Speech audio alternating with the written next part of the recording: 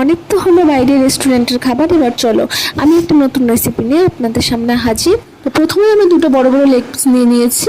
এরপর এর মধ্যে আমি এক এক করে দিয়ে দেব আদা রসুন পেঁয়াজ বাটা, একটু জিরে গুঁড়ো, ধনে গুঁড়ো, শুকনো লঙ্কার গুঁড়ো, গোলমরিচের গুঁড়ো, টক দই, স্বাদ মতো লবণ, এবং অফ ক্যামেরা আমি একটা জিনিস দিয়েছিলাম, সেটা হচ্ছে পেঁয়াজ বেরেস্তা, যেটা দিলে আরও টেস্ট বেড়ে যায়। তো এবার সব কিছু আমি ভালো করে মেখে নিয়ে 30 মিনিটের জন্য ঢেকে রাখবো। তারপর একটা ফ্রাই প্যানে হালকা তেল দিয়ে আমি লেগ পিস দুটো দিয়ে দেবো। তো এপিট ওপিট করে আমি 5 থেকে 6 মিনিট ধরেই ভাজবো, আর বেশি টাইম নিলে পুড়ে যাবে। তো আস্তে আস্তে ভাজলে পরে এটা কি হবে, ভেতর থেকে সেদ্ধ হয়ে যাবে আর খেতেও টেস্ট হবে। তো দেখো যে মশলাটা বেঁচে গেছিলো আমি সেটা ভরে ভরে দিচ্ছি যাতে আরও ভালো হয়। তারপর আমি এটা আস্তে আস্তে একদম লো ফ্লেমে ভেজে নেবো যাতে ভেতর থেকে জিনিসটা একদম ভালো হয় খেতে। তো এই যে দেখো ফাইনালি আমার চিকেন তন্দুরি কমপ্লিট।